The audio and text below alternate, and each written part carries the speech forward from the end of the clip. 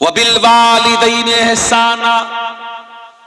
अल्लाह दूसरा हुक्म ये दे रहा है कि अपने माता पिता के साथ अच्छा सलूक करो। ऐ अल्लाह, मेरी मां 70 साल की हो गई है, बिस्तर पे पाखाना कर देती है। ऐ अल्लाह, मेरे लिए बड़ी तकलीफ का मौका आ गया, बड़ी आजमाइश का मौका आ गया, मैं क्या करूं? घर में कोई देखभाल करने वाला नहीं है, बूढ़ी मां बिस्तर पर पेशाब व पाखाना कर रही है। अल्लाह, मैं क्या करूं? अल्लाह कह रहा है, इम्मा यबलुगन्ना इंदकल किबरा अहदुहुमा औ किलाहुमा फला तकुल लहुमा उफ्फिन। ऐ इंसान, ये तो तेरी खुशनसीबी है, ये तो तेरी खुशकिस्मती है कि तुझे बूढ़े माँ बाप मिले हैं। जाओ जरा उन बच्चों से पूछो जिनकी मां जल्दी उनको छोड़ के चली गई। उनकी शादी के पहले मां चली गई, अब शादी होती है तो वो बेचारा तरसता है कि काश मेरी मां भी होती। उसके बच्चे पैदा होते तो वो तरसता है कि काश मेरी मां जिंदा होती तो कम से कम मेरे बच्चों को दादी का प्यार मिलता, मेरा बाप जिंदा रहता तो मेरे बच्चों को दादा का प्यार मिलता। जिंदगी के बहुत सारे ऐसे मोड़ आते हैं जब इंसान अपने माँ बाप के मशवरे की जरूरत महसूस करता है। अगर बूढ़े माँ बाप मिले हैं मेरे प्यारे साथियों तो इसको अपने लिए बोझ मत समझो। कुरान कहता है, इम्मा यबलुगन्ना इंदकल किबर अहदुहुमा औ किलाहुमा। अगर तुम्हारे माँ बाप में से कोई एक तुमको बुढ़ापे में मिल जाए या दोनों बुढ़ापे में मिल जाए, पहले एक का जिक्र किया बाद में दोनों का किया। अगर एक मिला है, माँ मिली है बाप मर चुका है, या बाप मिला है माँ मर चुकी है, तो जो एक बचा है उसके साथ और स्पेशल उसकी खिदमत करो और ज्यादा उसकी खिदमत करो। क्योंकि जब तक वो दो थे, जब तक बूढ़ा बूढ़ी दोनों जिंदा थे, एक दूसरे का सपोर्ट करते थे, एक दूसरे का सहारा थे, एक दूसरे को हौसला देते थे। अगर बुढ़िया चली गई और बूढ़ा बचा या बूढ़ा चला गया और बूढ़ी बची तो वो और ज्यादा लाचार हो गए, वो और ज्यादा बेबस हो गए, उनका और ज्यादा ख्याल करो। अल्लाह अकबर। एक बचा है तो उसका और ज्यादा ख्याल करो। अल्लाह ने पहले एक का जिक्र किया, कहा अगर तुम्हारे माता पिता में से कोई एक तुमको मिल जाए या दोनों मिल जाए तो तुम्हें क्या करना है? फरमाया, फला तकुल लहुमा उफ्फिन। उनको कभी उफ भी मत कहना। उफ का मतलब समझते हो? जैसे हमारे यहां बोलते हैं, हमारे यहां अपनी आम जबान में हम जब किसी को हकारत की नजर से क्या बोलते हैं? ऐसा बोलते हैं। अपने माँ बाप को हट भी नहीं कहना है, हूं भी नहीं कहना है, उप भी नहीं कहना है। यानी सबसे हल्की तकलीफ पहुंचाने का तरीका क्या है? किसी को हट कह दिया जाए, किसी को हूं कह दिया जाए, माँ बाप को हूं भी ना कहा जाए। अच्छा एक बात बताओ, तजर्बे की बात बता रहा हूं आपको। कभी कभी जब माँ बाप बूढ़े हो जाते हैं ना तो उनकी कुछ बातें बड़ी बच्चों वाली हो जाती है। जैसे बच्चे हर बात के लिए जिद करते हैं, बूढ़े माँ बाप भी जिद करने लगते हैं। अब मान लीजिए कि आपकी बीवी ने रोटी बनाई है और उसकी बूढ़ी सास ने कहा कि मैं रोटी नहीं खाऊंगी, चावल क्यों नहीं बनाया, मुझे चावल चाहिए, मुझे चावल चाहिए। तो आपको लगता है यार मेरी बूढ़ी माँ क्यों जिद कर रही है, रोटी क्यों नहीं खा रही है? अगर बूढ़ी माँ ने कह दिया कि चावल चाहिए तो ये समझ करके चावल बना दो कि मेरी बूढ़ी माँ की जिद है। क्योंकि एक वक्त था जब तू 3 साल का था और जब तू जिद करता था अपनी मां से, अपने बाप से, तो तेरे माँ बाप हर हाल में तेरी जिद पूरी करते थे। मेरे प्यारे साथियों, अपने बच्चों से इस कदर मोहब्बत करते हैं कि बच्चों की जरा सी तकलीफ हम बर्दाश्त नहीं कर सकते। तो जब वही हमारे माँ बाप जब बूढ़े हो गए तो हम अपना बचपन याद करें कि जब हम छोटे थे हमारे माँ बाप ने हम पर मोहब्बत लुटाई थी। आज वो बूढ़े हो गए हैं और अल्लाह ताला कुरान में कहता है जिसको हम उम्र दराज बना देते हैं, बूढ़ा बना देते हैं, वमन नुअम्मिरहु नुनक्किसु फिल खल्क, उसे उल्टा कर देते हैं। बचपन की जिद और बचपन की शरारत और बचपन का लड़कपन बुढ़ापे में लौट जाता है। तो बूढ़े माँ बाप की बहुत सारी जिद को नजरअंदाज कर दिया करो मेरे भाई। अभी एक दिन मेरी 2 साल की बच्ची है, मेरी घर पे खेल रही थी, खेलते खेलते सीढ़ी के पास पहुंची, गिरने लगी। मेरी बीवी की नजर पड़ी, बीवी ने हाथ पकड़ा उसका, अब हाथ को जोर से पकड़ के खींचा ताकि बच्ची गिर ना पाए, और वो हाथ जोर से खींचने में बेटी का मेरे जो हाथ वो उतर गया। बच्चों का हाथ कमजोर होता है, हाथ उसका उखड़ गया। अब बच्ची बहुत तेज चिल्लाने लगी, उसको किसी पल करार नहीं। मैं मदरसा गया हुआ था, अब बीवी बेचारी रो रही है, बच्चे अलग परेशान। मैं मदरसे से घर आया, मैंने क्या बात है, तो मालूम हुआ कि बच्ची का हाथ उखड़ गया है। फौरन हमारे इलाके के हड्डी के डॉक्टर थे, उनके पास लेके गया, और डॉक्टरों के पास तो तजर्बा होता है, वो फौरन उन्होंने देख करके वो समझ गए कि क्या मामला है। उन्होंने फौरन उसको बच्ची का हाथ पकड़ के कैसे उसको घुमाया, बिल्कुल ठीक हो गया उसका हाथ। तो ये उतनी देर के लिए समझिए कि बच्ची रो रही है, बच्ची तड़प रही है, और हम और बच्ची की जो माँ है, हम दोनों लोगों के लिए एक एक मिनट एक एक पल बड़ा भारी गुजर रहा था। और जैसे ही बच्ची खेलने लगी, मुस्कुराने लगी, ऐसा लगा कि हमारा दिल बाग बाग हो गया। मेरे प्यारे साथियों, ये बचपन का दौर होता है। फिर जब हम बड़े होते हैं और हमारे माँ बाप जब बूढ़े होते हैं और वो किसी बात के लिए अगर जिद करते हैं या उनको कोई तकलीफ पहुंचती है या वो दवा टाइम से नहीं खाते हैं, तो हम उनको डांटने लगते हैं कि क्यों आप दवा नहीं खाते हैं, आप कोई बात नहीं मानते। मेरे भाइयों, हम अपने बचपन को याद करें, हमारी बहुत सारी नादानियों को हमारे माँ बाप माफ कर देते थे। आज बूढ़े हो गए हैं, आज उनसे बहुत सारी गलतियां हो सकती हैं, चिड़चिड़ापन आ सकता है, जिद हो सकती है। उनकी जिद को नजरअंदाज कर देना। कुरान कहता है वकुल लहुमा कौलन करीमा, अपने माँ बाप से तू अदब से बात करना, सम्मान से बात करना, रिस्पेक्ट के साथ बात करना। जो बूढ़े माँ बाप तुझे मिल जाए तो उनसे बड़े अदब के साथ बात करना। वक़्फ़िज़ लहुमा जनाहज़्ज़ुल्लि मिनर रहमा वक़ुर रब्बिरहमहुमा कमा रब्बयानी सगीरा। और ऐ इंसान, तू जितना बड़ा बन जाए, इलाके का एमएलए बन जाए, एमपी बन जाए, करोड़पति बन जाए, अरबपति बन जाए, जब अपनी माँ के पास बैठा कर, जब अपने बाप के पास बैठा कर, तो अपने आप को डाउन टू अर्थ कर लिया कर, अपने आप को झुका लिया कर, अपने आप को नरम कर लिया कर। अपने आप को कभी अपनी माँ से ऊंचा बनने की कोशिश न करना, अपने बाप से ऊंचा बनने की कोशिश न करना।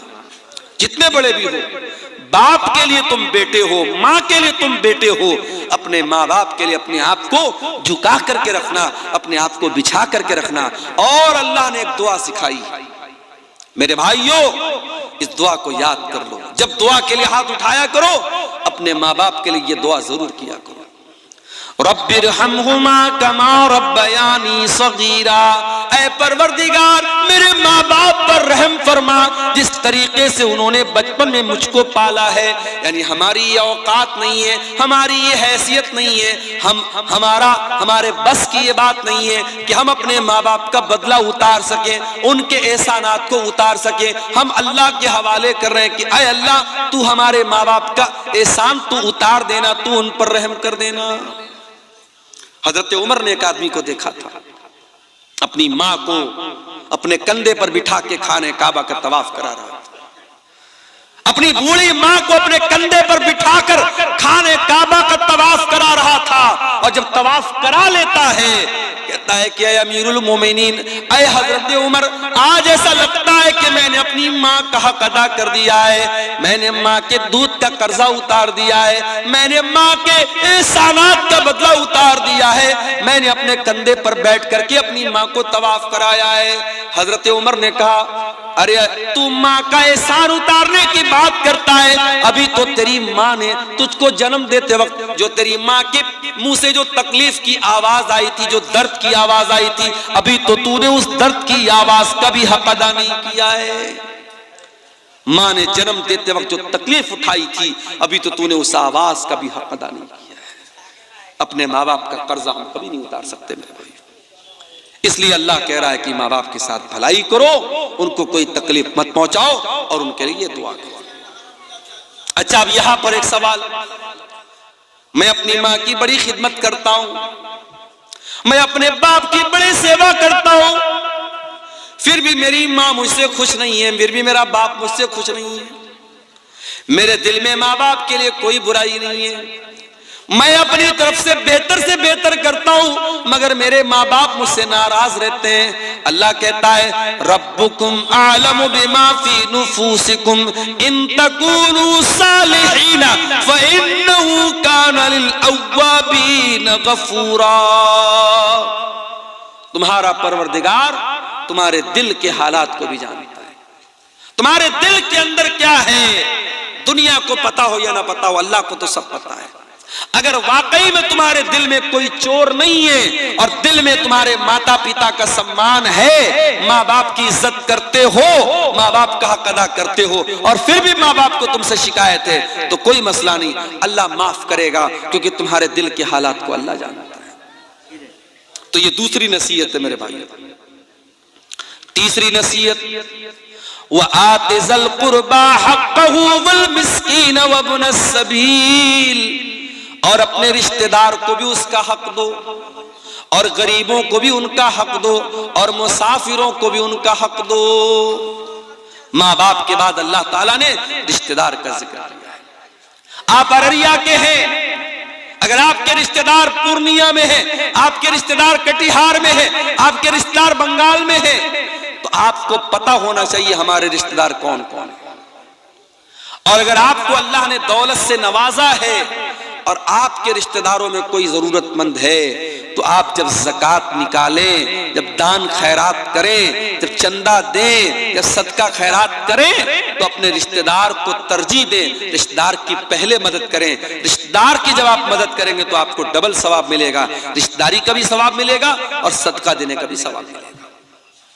आज बड़े अफसोस की बात है, एक इंसान मदरसे में बढ़ चढ़ करके हिस्सा लेता है, मस्जिद बनवाने में बढ़ चढ़ करके हिस्सा लेता है, और उसका अपना सगा भाई बेचारा परेशान हाल है, दाने दाने का मोहताज है, उसके बच्चे भूखे रहते हैं, उसके पास ढंग का मकान भी नहीं है। मेरे प्यारे साथियों, ये इंसानियत नहीं है, ये इस्लाम नहीं है, ये शरीयत नहीं है कि आप पेट भर के खाना खा लें और आपका अपना भाई भूखा प्यासा रहे। अल्लाह कह रहा है व आतिज़ल कुर्बा हक़्क़हु, अपने रिश्तेदार को उसका हक दो, वल मिस्कीन, और जो गरीब लोग हैं, जो मिस्कीन लोग हैं, जो समाज का दबा हुआ तबका है, उसकी तुम मदद करो। वब्न सबील, और कोई मुसाफिर है, यूपी से आया है, आसाम से आया है, कश्मीर से आया है, सफर में उसकी किसी ने पॉकेट मार ली, उसका पर्स चोरी हो गया, अब बेचारा वो मदद मांग रहा है, मुसाफिर है, मजबूर है, उसकी मदद करो, उसको तुम अपने माल, अपनी ज़कात की रकम भी उसको तुम दे सकते हो। अल्लाह ने माँ बाप का जिक्र करने के बाद ये तीसरी नसीहत की कि रिश्तेदार को, गरीब को और मुसाफिर को उसका हक। उसके बाद चौथी नसीहत, वला तुबज़िर तबज़ीरा, और अल्लाह के बंदो, माल के अंदर फजूल खर्ची ना करना, नाजायज जगहों पर अपना माल खर्च ना करना।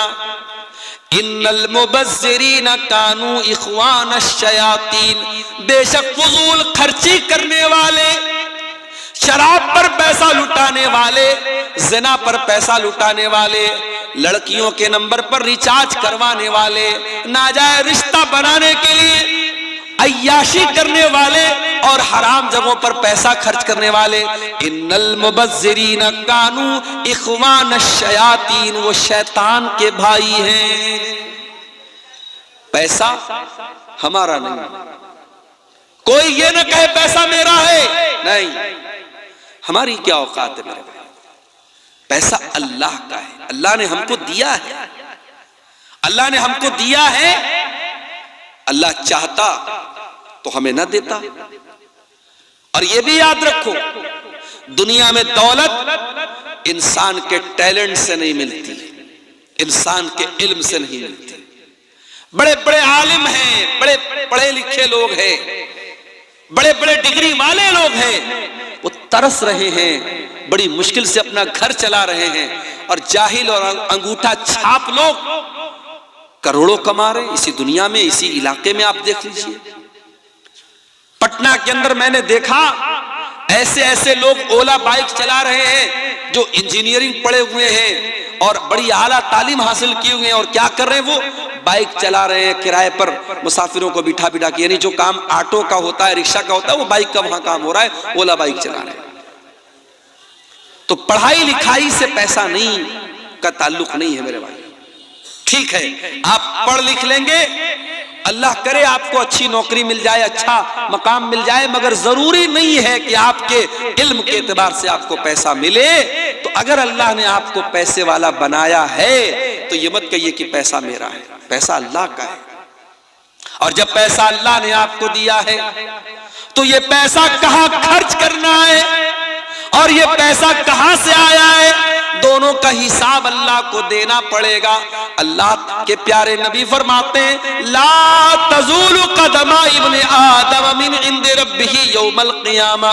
क़यामत के दिन इंसान अपनी जगह से हिल नहीं पाएगा जब तक 5 सवालों का जवाब न दे दे। और उन 5 सवालों में एक सवाल ये भी होगा, व अन मालिही मिन ऐन इक्तसबहु व फीमा अनफ़क़हु। तूने माल कहां से कमाया और कहां खर्च किया।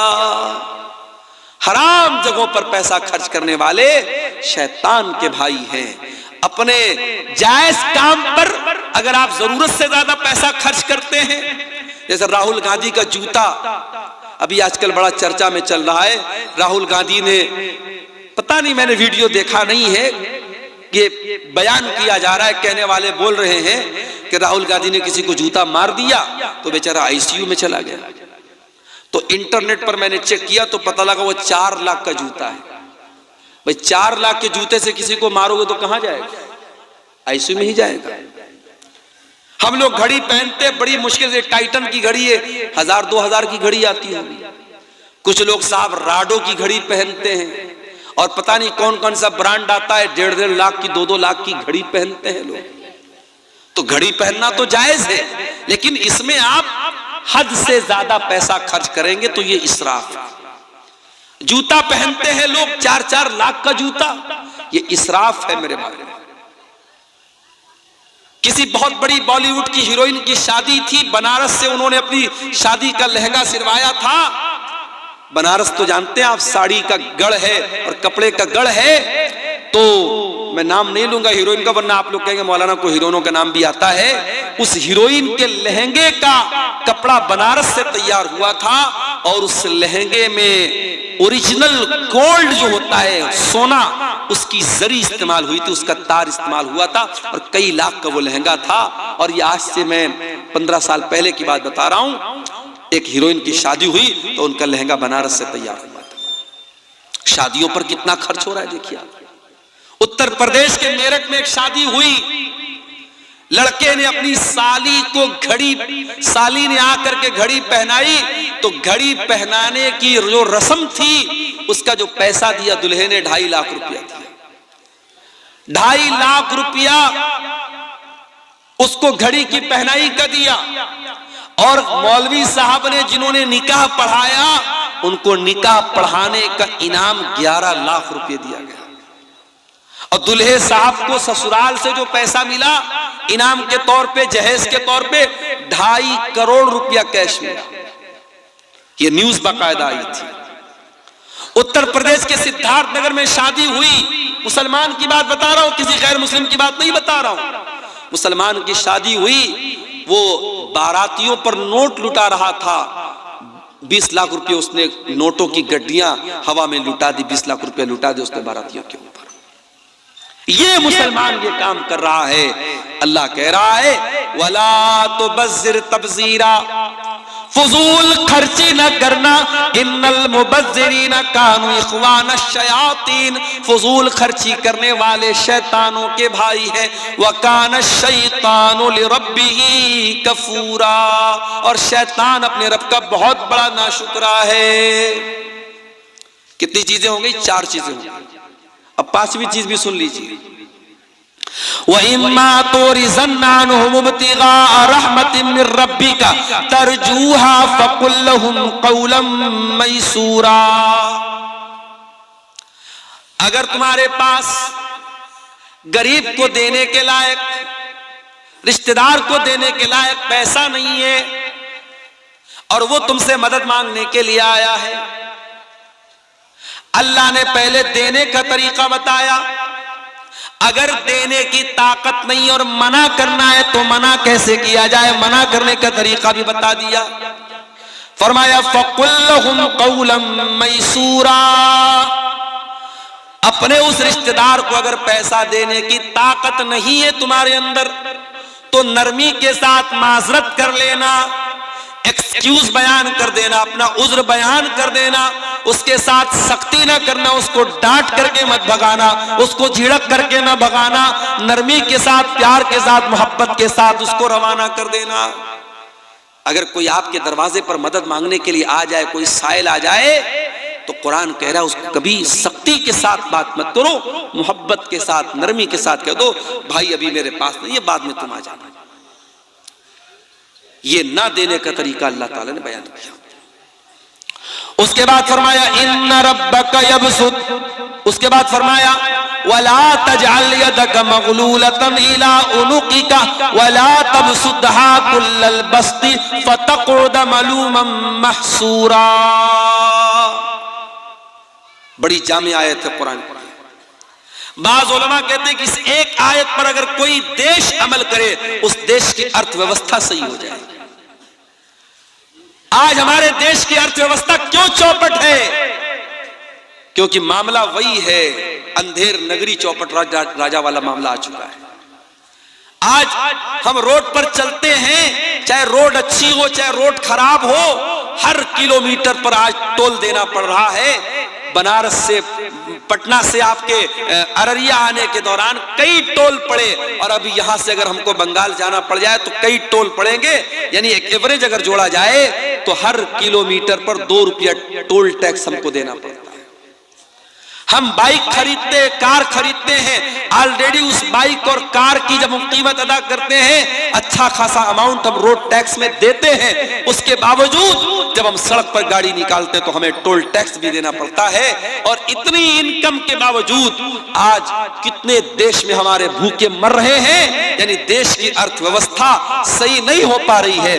कुरान हमें अर्थव्यवस्था को सही करने का तरीका बता रहा है, कुरान हमें इकोनॉमी को सही करने का तरीका बता रहा है। अल्लाह कह रहा है वला तजअल यदका मगलूलतन इला उनुकिका। अपनी गर्दन को, अपने हाथ को अपनी गर्दन से बात करके मत रखो। यानी अपने हाथ को बिल्कुल समेट करके मत रखो, जहां जरूरत पड़े खर्च करो। वला तबसुतहा कुल्लल बस्ती। और अपने हाथ को पूरी तरीके से फैला भी मत दो। अगर बहुत ज्यादा फैला दोगे, अपनी लिमिट से ज्यादा खर्च करोगे, फतक़उद मलूमन महसूरा, तो जलील होकर के और थक हार करके बैठना पड़ेगा। अगर अपनी चादर से बड़ा पैर फैलाओगे तो पैर खुल जाएगा और जलील हो जाओगे। जितनी बड़ी चादर है उतना ही पैर फैलाओ। बहुत ज्यादा कंजूसी भी मत करो और बहुत ज्यादा सखावत भी मत करो। बहुत सारे लोग होते हैं, पैसा भी है, दौलत भी है, लेकिन अपने बच्चों को ना अच्छा खिलाते हैं ना खुद अच्छा खाते हैं। रोजाना वही घर में एक तरीके की सब्जी बन रही है, वही एक तरीके का गोश्त बन रहा है, वही नॉर्मल चीजें बन रही हैं। जबकि अल्लाह ताला ने दौलत दी है, अच्छा खा सकता है, अच्छा पहन सकता है, न ढंग का कपड़ा पहनता है, न ढंग का खाना खाता है। नहीं मेरे भाइयों, अगर अल्लाह ने दौलत दी है, अच्छा खाओ, अच्छा पहनो, यह भी अल्लाह का शुक्र है। अच्छी नेमतें खाओ, जो जिस मौसम का फल मिल रहा है उस मौसम का फल खाओ, उस मौसम के मेवे खाओ, उस मौसम की अच्छी ग़िज़ाएं खाओ। अपने अपने जिस्म पर खर्च नहीं किया तो क्या किया, अपने बच्चों पर खर्च नहीं किया तो क्या किया। मस्जिदें बनवा दी, मदरसे बनवा दिए, कब्रिस्तान में चंदा दे दिया, जमाने के लिए बहुत कुछ कर दिया। अगर अपने ऊपर और अपने बच्चों के ऊपर खर्च नहीं किया तो जिंदगी का कोई मतलब नहीं है मेरे प्यारे साथियों। अल्लाह कह रहा है न तो अपने हाथों को गर्दन से बांध करके रखो, न पूरी तरीके से फैला करके रखो। यानी बखीली भी नहीं करना है, कंजूसी भी नहीं करना है, और हद से ज्यादा सखावत भी नहीं करना है। जहां खर्च करने की जरूरत पड़े वहां खर्च करो, और जहां कंट्रोल करने की जरूरत पड़े वहां कंट्रोल करो, ना बखीली करो ना सखावत करो। उसके बाद फरमाया इन्ना रब्बका यबसुतुर रिज़्क़ लिमन यशाउ व यक़दिर व काना अल्लाहु बिइबादिही खबीरन बसीरा। तुम्हारे रब को पता है किसको रोजी ज्यादा देना है, किसको कम देना है। अल्लाह अपने बंदों को ज्यादा बेहतर तरीके से जानता है। किसी इंसान को रोजी कम मिली वो शिकवा ना करे, किसी को ज्यादा मिली वो गुरूर ना करे। रोजी अल्लाह बांटता है, रोजी की तकसीम अल्लाह ताला करता है। अल्लाह को पता है किसको कितना देना है। दौलत तो कारून को भी मिली थी, रोजी तो कारून को भी मिली थी, और इतनी दौलत मिली थी कि कारून के खजानों की चाबियां बड़े बड़े पहलवान उठाते थे और बड़ी मुश्किल से उठाते थे। मगर कारून बड़ा निकम्मा आदमी निकला, अपनी दौलत पर नाश करने लगा, गुरूर करने लगा, तकब्बुर करने लगा, अहंकार करने लगा। उसकी दौलत भी गई, उसका खजाना भी गया, ईमान से भी हाथ धो बैठा, दुनिया भी चली गई, आखिरत भी चली गई। तो दौलत के ऊपर कभी गुरूर मत करना। हो सकता है दौलत आज है कल नहीं होगी। दौलत की तकसीम अल्लाह ने अपने हाथ में ली है, अल्लाह को पता है कब किसको कितना देना है। कभी इस पर भी हसद मत करना, अरे उसे इतना मिल रहा है मुझे इतना क्यों मिला, उसे ज्यादा मिल रहा है मुझे कम क्यों मिला। कभी इस पर भी हसद मत करना। अपने आप को बेहतर बनाने की कोशिश करो, अच्छा से अच्छा काम करो, मगर दूसरे की रोजी रोटी देख करके हसद मत करो, क्योंकि रोजी देने वाला अल्लाह है। अगर हसद करते हो इसका मतलब कि तुम्हें अल्लाह के फैसले पर, अल्लाह का फैसला तुम्हें मंजूर नहीं है, तुम अल्लाह के फैसले पर एतराज करते हो। उसके बाद फरमाया वला तक़्तुलू औलादकुम खशियता इमलाक, और अपनी औलाद को तुम पेट के डर से कत्ल मत करो। इस डर से अपनी औलाद को कत्ल न करो कि कल वो मेरे साथ खाएगी कैसे। औलाद पैदा तो तुम करते हो मगर खिलाने वाले तुम नहीं हो। हमारे एक दोस्त हैं बंबई के अंदर, शेख सरफराज फैजी, उनकी 2 बीवियां हैं, 2 शादी की उन्होंने। हमारे यहाँ तो एक शादी के बाद अगर कोई दूसरी शादी का नाम भी ले लो तो पाप हो जाता है, गुनाह हो जाता है। साउथ में एक जगह एक मौलाना साहब ने दूसरी शादी पर तकरीर कर दी, मस्जिद में औरतें भी आई हुई थी। औरतों ने तकरीर के बीच में से कहा कि इस मौलाना को पहले भगाओ यहां से, वरना हम इसकी तकरीर नहीं होने देंगे। मौलाना साहब को बीच में से हटा दिया गया। क्यों? क्योंकि मौलाना ने दूसरी शादी के सपोर्ट में तकरीर कर दी। साउथ इंडिया के अंदर एक इलाके में ऐसा मामला, दूसरी शादी करना पाप बना दिया लोगों ने। जिना करने वाले जिना कर रहे हैं, एक्स्ट्रा मैरिटल अफेयर करने वाले एक्स्ट्रा मैरिटल अफेयर कर रहे हैं। शादीशुदा औरत किसी से नाजायज ताल्लुक बना रही है, शादीशुदा मर्द किसी से नाजायज ताल्लुक बना रहा है। समाज को उसकी चिंता नहीं है, समाज को इसकी चिंता है। अरे तो 2 शादी कर दी, बड़ा अय्याश आदमी है, बड़ा गड़बड़ आदमी है। समाज तो समाज उस इंसान की पहली बीवी की नजर में ये बहुत बड़ा पाप है। अगरचे वो आदमी पहली बीवी का सारा हक अदा करता हो, उसके हक में कोई कमी ना करता हो, फिर भी पहली बीवी इस बात के लिए बिल्कुल तैयार नहीं है कि शौहर दूसरी शादी करे। अभी मुंबई में हमारे एक साथी हैं, दोस्त हैं, उन्होंने 2 शादियां की। पहली बीवी से उनको 7 बच्चे थे और दूसरी बीवी से भी उनको एक बच्ची पैदा हुई है। अभी उन्होंने फेसबुक पर लिखा था कि अल्लाह के फजलो करम से 4 बेटे और 4 बेटियां। मौलवी है साहब, मौलवी है, पढ़ाते हैं, तकरीर करते हैं। हमारे यहाँ बच्चों को जब मौलवी बनाने की बात आती है तो लोग कहते हैं कहां से खाएगा, कहां से खाएगा। और यहाँ मौलवी के 8-8 बच्चे हैं और मौलवी इस बात की चिंता नहीं करता है कि कहां से खाएगा। याद रखो मेरे भाइयों, अपनी औलाद को हम नहीं खिलाते हैं, औलाद को अल्लाह खिलाता है। कभी पेट के डर से औलाद को कत्ल मत करना। और मसला नोट कर लो, अगर आप फैमिली प्लानिंग करते हैं, एक बच्चा पैदा हुआ, अभी आप बच्चा नहीं चाहते हैं, तो बच्चे की पैदाइश ना हो उसके लिए अगर आप कोई तरीका अपनाते हैं, जो तरीका हमारे यहाँ आमतौर से चलता है, तो उसके बारे में तो इजाजत और गुंजाइश के रास्ते हैं।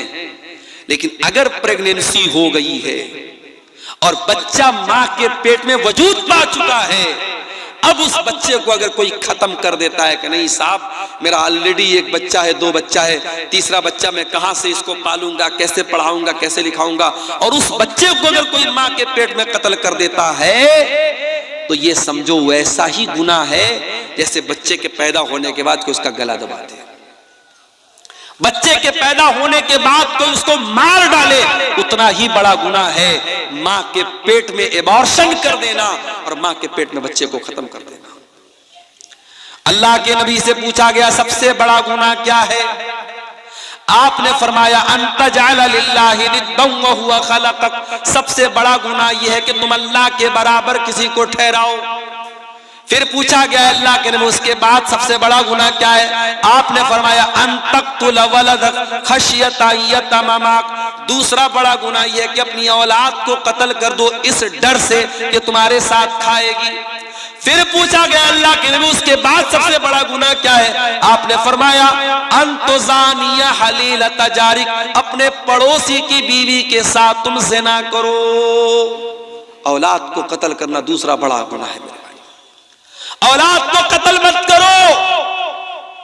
और सुन लीजिए आज 1400 साल पहले लड़की पैदा होती थी और लोग उसको मार डालते थे। अरब के अंदर कुछ कबीले इतने जाहिल थे, बेटी पैदा होती थी उसको मार डालते थे। आज हम लोग इतने जाहिल तो नहीं है, पढ़े लिखे लोग हैं, मगर आज भी बेटी को मारते हैं।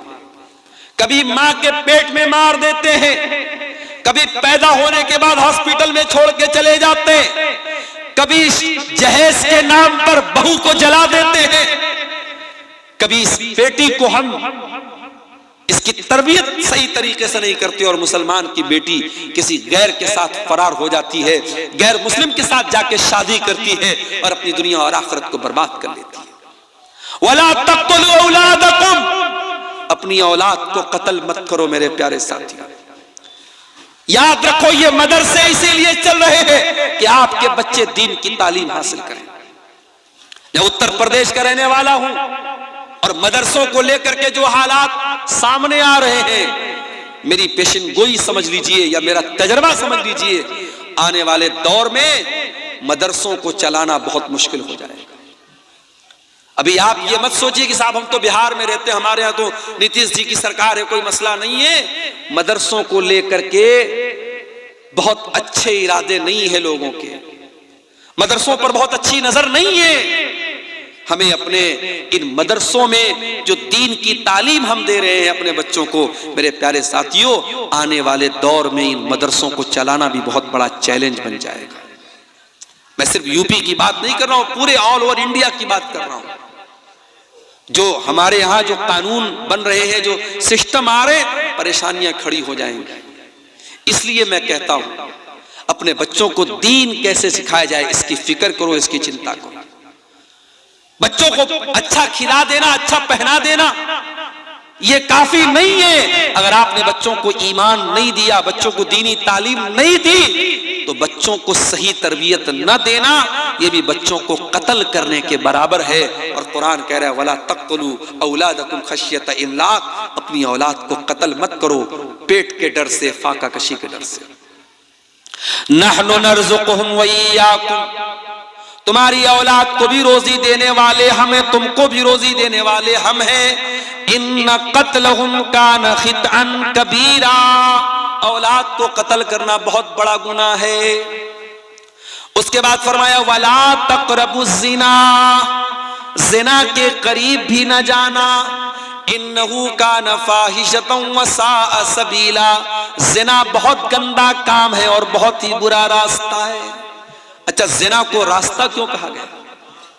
अभी मैं स्टेज पर आ रहा था मैं दाहिनी तरफ से आया, मुझे यहाँ के एक जिम्मेदार ने कहा मौलाना आप गलत रास्ते पर आ गए, इधर बाएं साइड से स्टेज पर आना चाहिए था, रास्ता इधर से बना है। मैंने कहा भाई मुझको पता नहीं था, मैं तो चला आया इधर ही से। तो अगर आपको रास्ते की जानकारी न हो तो आप गलत रास्ते पे जा सकते हैं। हम लोग अररिया से जब आने लगे तो मैप के ऊपर 2 रास्ता बता रहा था। हमने यहाँ के जिम्मेदारों को फोन किया कि किधर से आना है। इन लोगों ने कहा नहीं आप अररिया कोर्ट के पास से जो रास्ता किया उधर से आइए। रास्ता अगर गड़बड़ जरा सा हो जाए तो हम कहीं से कहीं निकल सकते हैं मेरे भाई। वला तक़रबुज़ ज़िना, अल्लाह कह रहा है कि ज़िना के करीब भी मत जाना। इन्नहू काना फाहिशतन, ये बहुत गंदा काम है। वस्सा सबीला, और बहुत बुरा रास्ता है।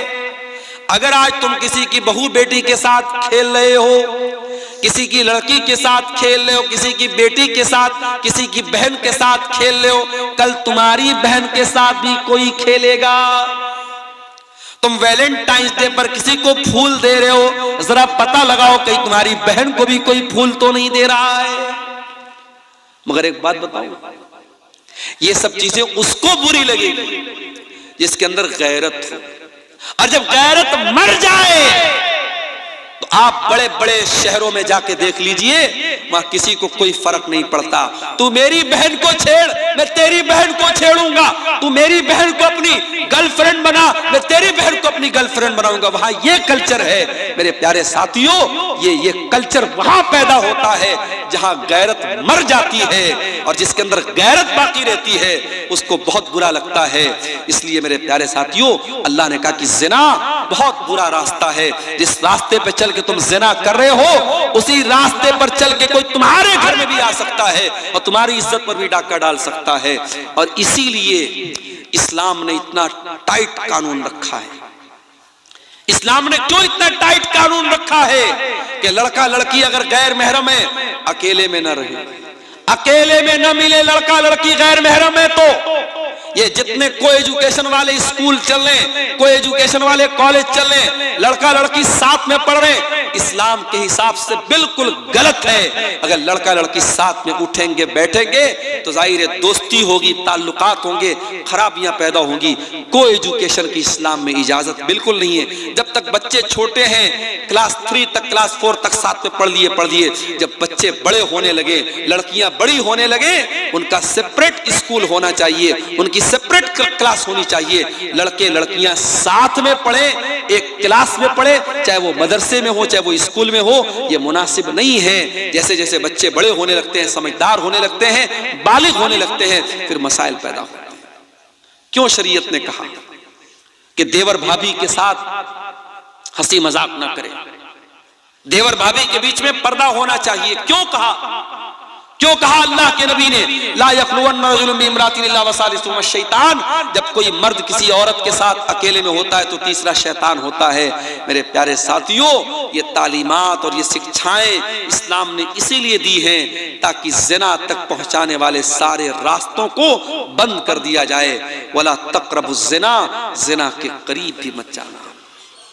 उसके बाद फरमाया वला तक़्तुलुन नफ्सल्लती हर्रमल्लाहु इल्ला बिल हक़्क़ि, और किसी निर्दोष की हत्या मत करना, किसी बेकसूर को कत्ल मत करना। हाँ, जिसको कत्ल करने की अल्लाह ने इजाजत दी है। अल्लाह ने 3 लोगों को कत्ल करने की इजाजत दी। 3 लोगों को कत्ल किया जा सकता है इस्लामी हुकूमत के अंदर। नंबर 1 अस्सय्यबुज़्ज़ानी, शादीशुदा अगर कोई मर्द है या औरत है ज़िना कर लेता है और इस्लामी हुकूमत है, इस्लामी अदालत है और ज़िना साबित हो गया है, पत्थरों से मार मार के खत्म कर दिया जाएगा, कत्ल कर दिया जाएगा। नंबर 2, अगर कोई किसी को कत्ल कर दे तो कातिल को कत्ल के बदले में कत्ल कर दिया जाएगा, क़िसास ले लिया जाएगा। ये दूसरा कत्ल है जो इस्लाम में जायज़ है। और तीसरा कत्ल, इस्लामी हुकूमत के अंदर अगर कोई मुसलमान है और वो मुर्तद हो जाए, इस्लाम को छोड़ दे, इस्लाम का इनकार कर दे, मुर्तद हो जाए, और ये साबित हो जाए कि इस्लामी हुकूमत के अंदर ये था और पहले से मुसलमान था। पहले से अगर गैर मुस्लिम था कोई मसला नहीं, पहले से मुसलमान था और मुसलमान होकर के मुर्तद हो गया, इस्लाम में उसकी सजा सजाए मौत है। ये 3 कत्ल इस्लाम में इजाजत है। इस्लाम में किसी निर्दोष की हत्या की इजाजत नहीं है। उसके बाद फरमाया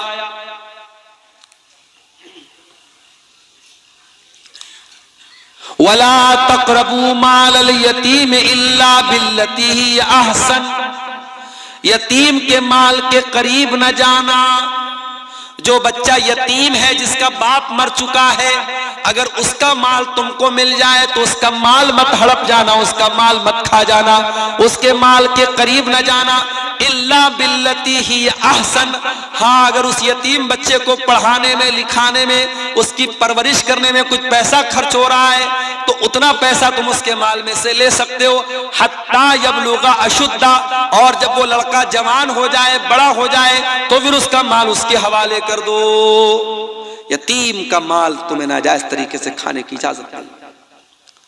उसके बाद फरमाया व औफू बिल अहदी, और वादा करने के बाद वादा को पूरा करो। इन्नल अहदा कान मसऊला, अल्लाह ताला क्या वादे का सवाल होगा। अगर किसी से वादा किया है, वादे को निभाने वाला बनो, वादा खिलाफी मत करो, वादे को तोड़ने वाले मत बनो। अब 3-4 बातें और रह गई है, उसको सुन लीजिए, फिर बात को हम खत्म करेंगे। उसके बाद फरमाया व औफू बिल कैल इज़ा किल्तुम, और जब किसी को सामान नाप करके दो तो पूरा पूरा नाप करके दो। वज़िनू बिल क़िस्तासिल मुस्तक़ीम, और जब सामान तौल करके दो तो तराजू को सही रखो, नाप और तौल को सही रखो। कारोबार में चोरी मत करो, बेईमानी मत करो, फ्रॉड मत करो, नाप और तौल बिल्कुल सही रखो। ज़ालिका खैरुन व अहसनु तअवीला, अल्लाह कह रहा है अंजाम इसी का अच्छा है। अगर सामान गड़बड़ तौलोगे कल अंजाम बुरा होगा, दुनिया में भी बुरा होगा, आखिरत में भी बुरा होगा। और सामान सही तौल करके दोगे, हो सकता है प्रॉफिट कम कमाओगे, हो सकता है मुनाफा कम कमाओगे, मगर अंजाम इसी का अच्छा होने वाला है। उसके बाद फरमाया वला तक़फ़ु मा लैसा लक बिही इल्म, और जिस चीज की तुमको नॉलेज ना हो उस चीज के पीछे मत पड़ो। ये भी बहुत बड़ा मसला है आज।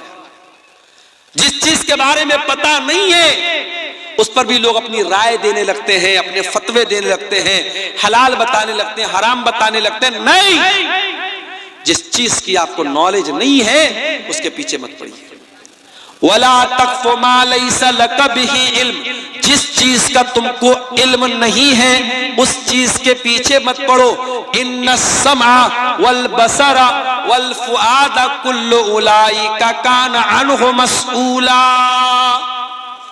कयामत के दिन कान से क्या सुना है, आंखों से क्या देखा है, और दिल और दिमाग में क्या क्या इरादे पाले हैं, सबका हिसाब लिया जाएगा।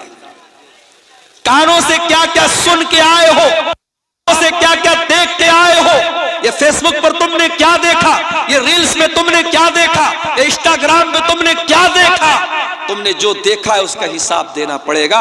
अल्लाह के सब पूछा जाएगा।